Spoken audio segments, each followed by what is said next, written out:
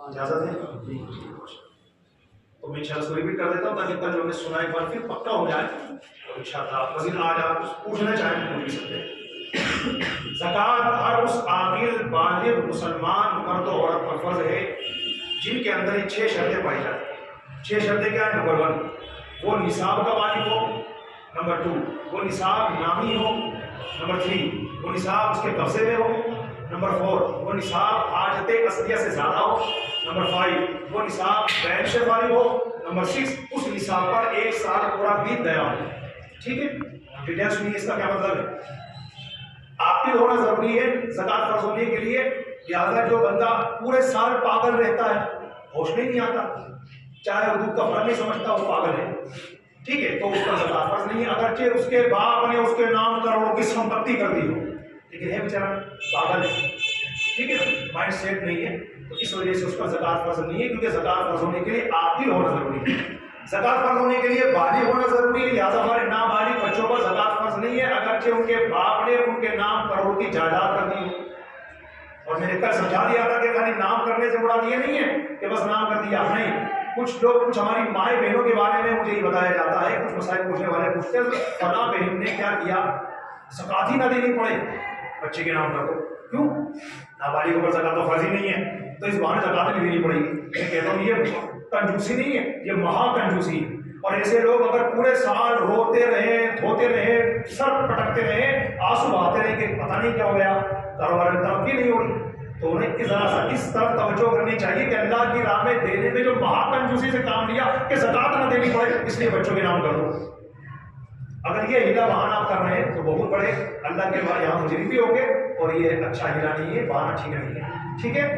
जिसने रियली अपने बच्चे के नाम कर दिया सोना चांदी करेंसी जो उसके पास बनी है, बच्चे का मेरा नहीं है, लेके काम आएगा, तो जो नाबालिग बच्चा अगर चेक करोड़ों की संपत्ति का मालिक बना दिया गया हो, उसके माँ बाप इसके नाम करती हुई जायदाद, तो उस पर ज़कात फर्ज नहीं है। क्योंकि ज़कात फर्ज होने के लिए बालिग होना जरूरी है, नाबालिग बच्चों पर ज़कात फर्ज नहीं है। ज़कात फर्ज होने के लिए मुसलमान होना जरूरी है। लिहाजा अगर गैर मुस्लिम अरबपति खरबपति हो, उस पर ज़कात फर्ज नहीं है। उसकी बदबख्ती है कि वो गैर मुस्लिम ने हमारी खुशनसीबी के अल्हम्दुलिल्लाह ने हमें हुजूर के कदमों के सदक़े में मुसलमान बनाया। जिस तरह मर्दों पर ज़कात फर्ज होती है, बिल्कुल इसी तरह औरतों पर भी फर्ज है। 6 शर्तें पाई जाना जरूरी है। बस 6 शर्तें कौन सी है? नंबर 1 ये निसाब का मालिक। निसाब किसे कहते हैं? अगर इसके पास सिर्फ सोना है तो 7.5 तोला पूरा होना जरूरी है। हालांकि ऐसा होता है तो मुश्किल है, आप उससे ज्यादा जानते हैं कि किसी के पास सिर्फ सोना हो पैसे ही ना हो, ऐसा होता है? पैसे तो कुछ ना कुछ होंगे, जाहिर सी बात है, लेकिन मैं उदाहरण सहित समझा रहा हूं ताकि बात आसानी से आपके दिमाग में चली जाए। जिस बंदे के पास सिर्फ सोना है, सोना, अदरवाइज कुछ नहीं है, सिर्फ गोल्ड है, तो उस गोल्ड का पूरा 7.5 तोला होना जरूरी है। 7 तोला सोना है, उस पर ज़कात फर्ज नहीं है। 6 तोला सोना है, उस पर ज़कात फर्ज नहीं, क्योंकि इसके साथ कुछ है ही नहीं, इसके पास चांदी करेंसी वगैरह कुछ, ठीक है। अगर सिर्फ सोना है तो 7.5 तोला पूरा होना जरूरी है। सिर्फ चांदी है तो उसका पूरा 52.5 तोला चांदी होना जरूरी है। अगर इसके पास सोना नहीं है, करेंसी कुछ भी नहीं है, सिर्फ चांदी है, ओनली चांदी, तो 52.5 तोला पूरी होना जरूरी है। अगर इसके पास 52 तोला चांदी है तो उसका ज़कात फर्ज नहीं है, ठीक है। और ऐसा चूंकि होता मुश्किल है, इसलिए हमारी माए बहनों के पास सोना भी हो, चांदी भी होती है, कुछ ना कुछ तो होती है। तो अगर आज के दौर में किसी के पास 1 तोला सोना हो, थोड़ी सी भी चांदी हो, दोनों की मिला लीजिए, आपका मिल सके, अब इनकी मार्केट वैल्यू मालूम कीजिए, तो जाहिर सी बात है 52.5 तोला चांदी जितने रुपए की इस वक्त आ रही है उससे ज्यादा ही पैसा हो जाएगा। लिहाजा ये बंदा साहिब निसाब हो जाएगा, ज़कात फर्ज हो जाएगी। ये इसका ये मतलब होता है निसाब का मालिक होने का, ठीक है। चाहे सोना हो, चाहे चांदी हो, चाहे पैसे हो, चाहे माल तिजारत हो, ले देके 52.5 तोला चांदी की मालियत बैठ जाए तो साहिब निसाब का ज़कात फर्ज होगी। दूसरी शर्त है वो निसाब नामी हो। नामी का मतलब होता है बढ़ने वाला माल, बढ़ने वाला माल। और बढ़ने वाले माल से क्या मुराद है? सोना, चांदी, करेंसी, कैश और माल तिजारत, ये बढ़ने वाला माल। लिहाजा किसी के पास 1 अरब का मतलब 100 करोड़ का मकान है, बंगला बना रखा है, फिर ये इसमें रहता ही नहीं है, पूरे सारे से खाली पड़ा रहता है, बस ऐसे बस लिया था कि भाई इसको पटकेंगे, लेकिन कभी रहेंगे तो रहेंगे, कभी किराए पे देंगे, मतलब बेचने की नियत नहीं थी। तो ये चूंकि माल तिजारत नहीं है, सालों साल भी तिजारत 100 करोड़ के मकान पर उस पर कोई फर्क नहीं पड़ता, ज़कात फर्ज नहीं है। क्यों? क्योंकि वो माल नामी नहीं है। ज़कात फर्ज होने के लिए सोना होना जरूरी है, चांदी होना जरूरी है, माल तिजारत जरूरी है, या कैश करेंसी होना जरूरी है, क्योंकि वो तो है नहीं, लिहाजा ज़कात फर्ज नहीं है। ठीक है। तीसरा था वो माल जो उसके पास है उसके कब्जे में होना चाहिए, लिहाजा हमने जो किसी को उधार दे रखा माल तो उस पर ज़कात तो फर्ज है, मगर अभी अदा करना फर्ज नहीं है, जब वो आ जाएगा हमारे पास तब उसकी ज़कात निकालना फर्ज होगा। चौथी शर्त है वो निसाब जो आपके पास जिस माल का मालिक है वो हाजत असलिया से ज्यादा हो। हाजत असलिया का मतलब होता है कि जिन चीजों की जिंदगी गुजारने में जरूरत पड़ती है, जैसे रहने का मकान, सवारी के हमारे पास मोटरसाइकिल वगैरह, कार वगैरह, मोबाइल, लैपटॉप, कंप्यूटर वगैरह, जिन चीज, कपड़े वगैरह, जिन चीज की जरूरत पड़ती है ना जिंदगी गुजारने में, ये इसको कहते हैं हाजत असलिया। तो एक बंदे के पास लैपटॉप है, कितने का लिया था? 1 लाख का। मोबाइल कितने आपके पास? 2 मोबाइल है। अच्छा, फोन कौन से? एक तो आईफोन है और दूसरा सैमसंग है। सही है। आईफोन तो कभी कभी यूज करता हूँ, कभी नहीं करता, पता रहता है। डेली यूज में जो आता है वो सैमसंग आता है। तो 1 लाख का तो हो गया जनाब साहब का लैपटॉप। आईफोन कितने का लिया था? वो 1.5 का लिया था। 1.5 लाख का। अच्छा, और यहाँ पे सैमसंग ये तो 18-20 का लिया था। इतने सारे इसके पास हो गए, मतलब 2.5 लाख से ऊपर बैठ गए, तो आप बताइए ज़कात फर्ज है ना इसके ऊपर? भाई साहब 2.5 लाख रुपए का मालिक है वो नहीं है। क्यों? इसलिए कि वो माल है, वो जो माल है वो हाजत असलिया में, ठीक है ना, माल हाजत असलिया में, ज्यादा उसका ज़कात नहीं है। अच्छा, चौथी शर्त है, तीसरी चौथी पांचवी देखिए, एक बार रिपीट कर लेते हैं। नंबर 1 निसाब का मालिक हो, वो निसाब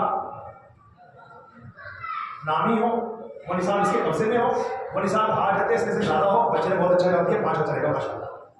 5वीं शर्त है निसाब दैन से फारिग हो, मतलब जैसे मैंने कल इसको उदाहरण से ही समझाया था, मैं 1 लाख रुपए का मालिक हूँ, ज़कात फर्ज होनी चाहिए।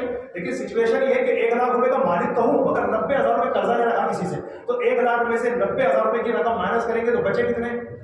10,000 रुपए की 52.5 तोला चांदी आती नहीं, 52.5 तोला चांदी, लिहाजा उस पर ज़कात फर्ज नहीं। इसका उल्टा करना है, 1 लाख रुपए का मालिक हूँ और कंडीशन ये है कि 10,000 रुपए किसी से कर्जा ले रखा, तो 1 लाख में से 10 माइनस करेंगे, बचेंगे कितने?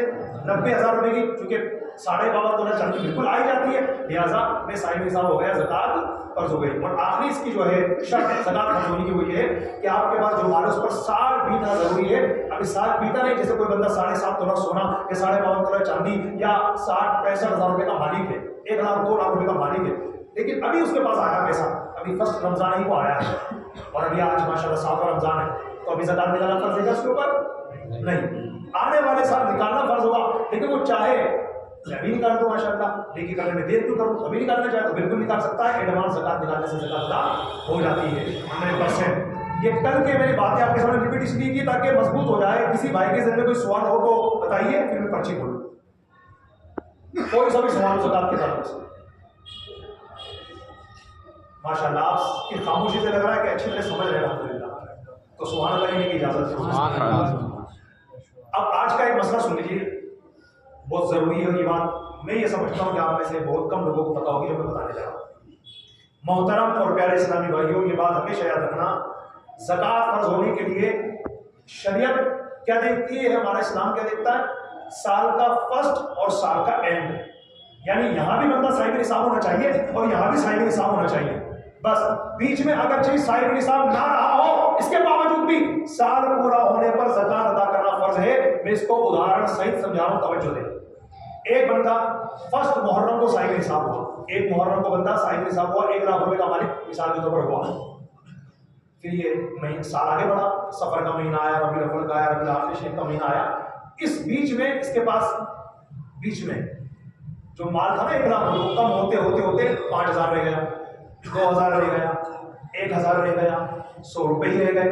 लेकिन जब दूसरे मतलब पूरा साल कंप्लीट हुआ और ये एक मुहर्रम फिर आ गई और इस 1 मुहर्रम को बंदा फिर साहिब निसाब हो गया, ये नहीं सोच सकता कि मैं तो अभी साहिब निसाब हूं, अभी तो साल पूरा का हुआ है। नहीं, साल पूरा हो चुका है, ज़कात अदा करना फर्ज है।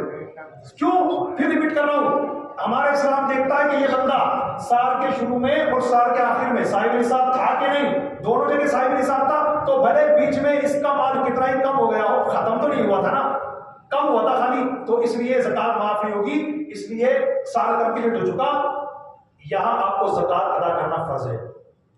ठीक है, स्कोर में मजीद वजाहत के साथ समझाता हूं। ये तो माल कम हुआ था।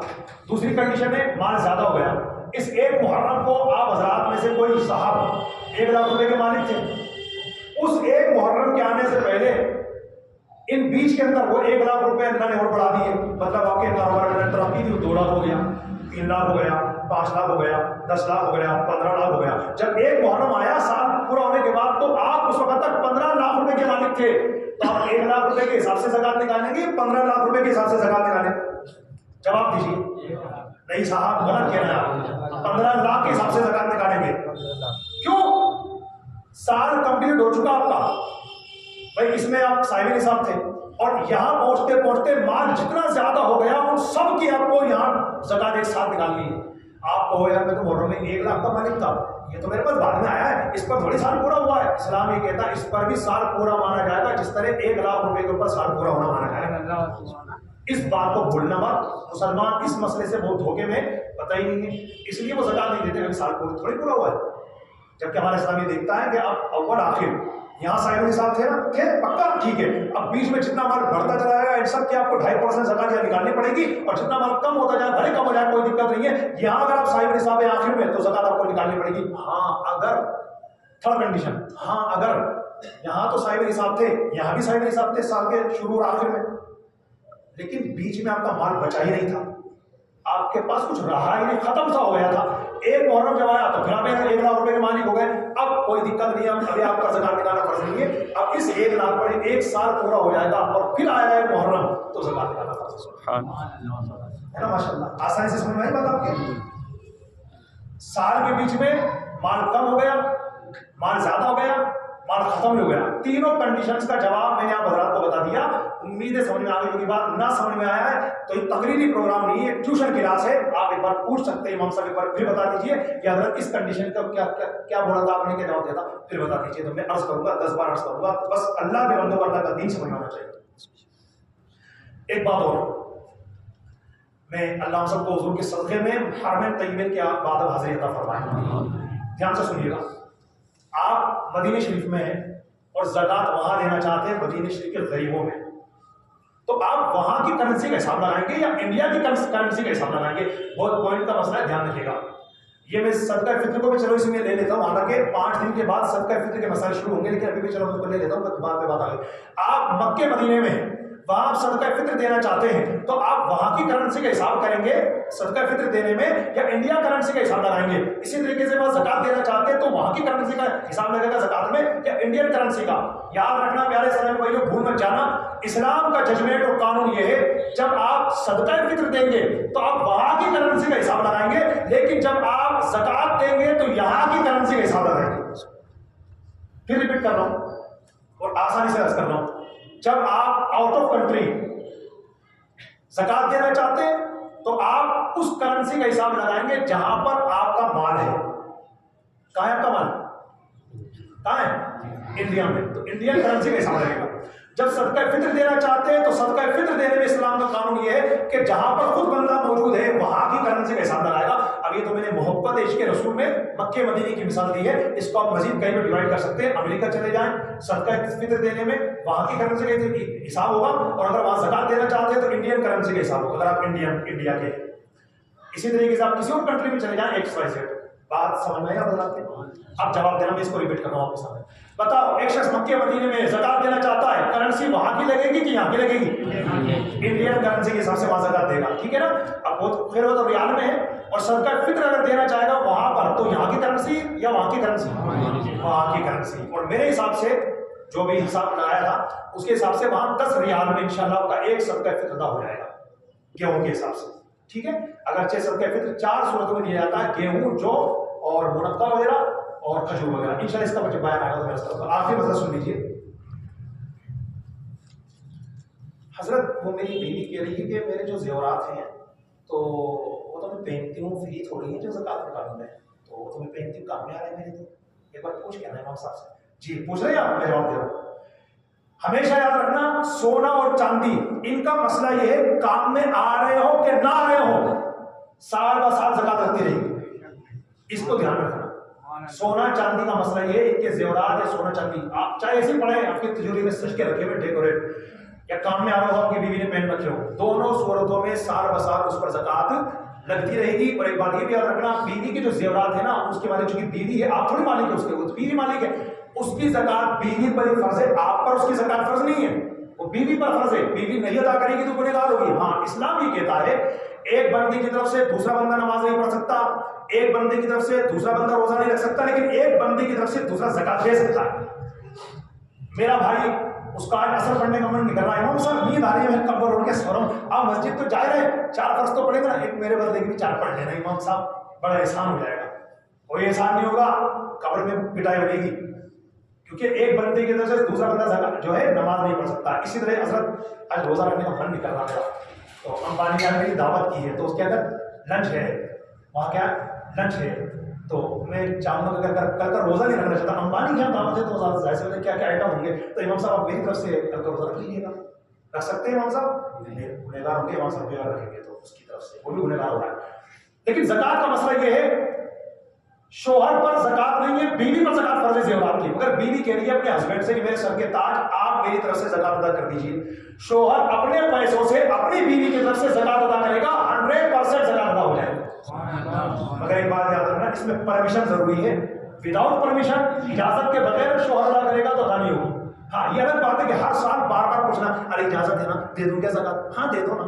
अरे इजाजत है क्या? दे दूं क्या ज़कात? हाँ दे दो ना। हर साल इस तरह पूछना जरूरी नहीं है। शादी हुई थी तभी आपने तय कर लिया था अपनी बीवी से बात करके कि उसने कह दिया था कि भाई मेरे जेवरात की ज़कात आप दे दिया करें, आपने कहा ठीक है इंशाल्लाह मैं लाइफ टाइम मैं दे दिया करूंगा। अब आपकी बीवी को पता है अल्हम्दुलिल्लाह हर साल मेरे शोहर नामदार मेरी तरफ से देते, कोई दिक्कत ही नहीं है, तो इस तरीके से उनकी इजाजत मान ली जाएगी। और बार बार इजाजत मांगना जरूरी नहीं। हाँ, अगर आप ये चाहते हैं कि हमारी मोहब्बत और तरक्की करे, तो जब रमजान आए, जब भी आप ज़कात निकालना चाहते हैं, पूछ लें कि मैं आपकी तरफ से ज़कात अदा करूँ, इजाजत है ना? इजाजत है, तो माशाल्लाह मोहब्बत के तो मीठे बोल भी हो गए और माशाल्लाह इजाजत भी मिलेगी।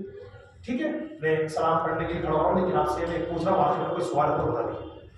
सही भाई की बातें खामोश होते हैं आप, सवाल दिए क्या? माशाल्लाह हमारे रईस भाई भी नहीं आ रहा है, रईस भाई हमारी कमेटी में तबीयत ठीक नहीं है, कुछ शिकायत काटने से नवाज भी और वो सवाल करते हैं। सवाल क्या करें, मेरा दिल भी खुश होता है, इसलिए क्या होता है सवाल से पब्लिक को भी अल्हम्दुलिल्लाह अच्छा ही मिलता है। चलो चले माशाल्लाह। अब जी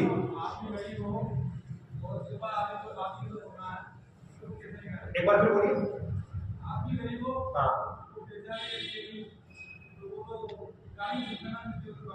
हाँ अच्छा, बहुत अच्छा सवाल किया भाई ने। वो कह रहे हैं जैसे आपने वहां से बताया कि बीवी की तरफ से शोहर ज़कात निकाल सकता है, लेकिन मेरा सवाल ये कह रहे हैं कि शोहर गरीब है, मान लो बीवी घर के साहिब निसाब है और वो कह रही है कि मेरी तरफ से निकाल दो, तो शोहर तो गरीब है, तो कितना कमाते हैं तो वो कहां से निकालेगा?